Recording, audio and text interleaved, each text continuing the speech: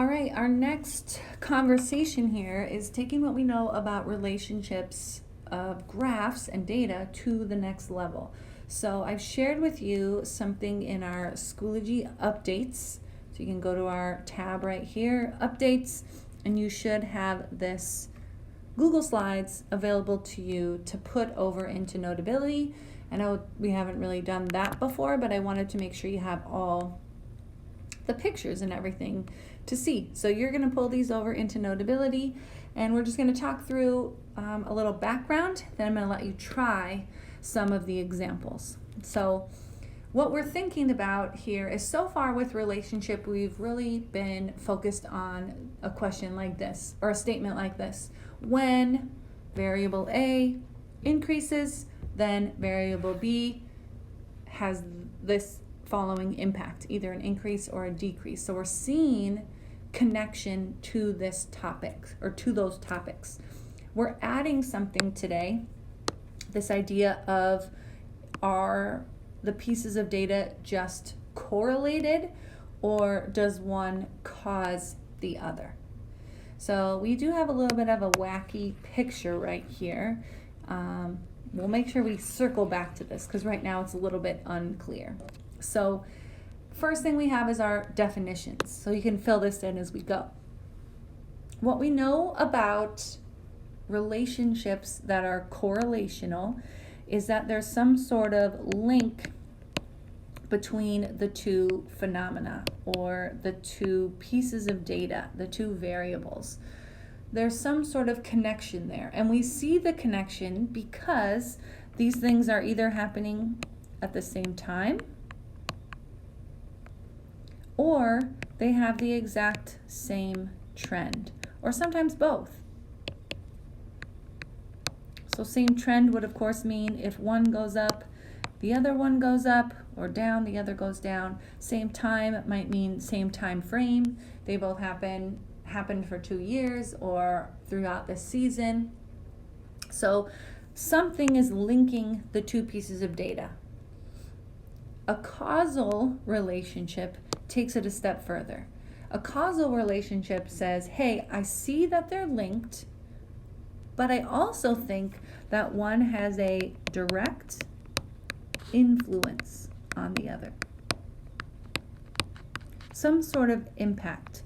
So not only do they have the same trends, but A is only doing what A is because of B, or vice versa. So we're seeing that they're connected, but then something's causing one to happen. So to kind of start figuring out which type of relationship we have, we set up a little question scheme. So first question on both of these is, does the data show a relationship? That's our first question. And if we can answer yes to that question, we should keep going, right? We are going to see some sort of relationship between the data, between both of these, hence the name relationship. Okay, but the second question is where it really differs. This should say two, obviously. In a correlational relationship, when we ask, is one variable affected by the other? Meaning, does one change impact the other change? Our answer here is going to be no. If these are just merely coincidentally connected, they are determined to be a correlational relationship. They just correlate. They're not impacting each other. Whereas over here, our causal relationship, we will answer yes. One variable affects the other. And this will become more clear as we start to look at some examples.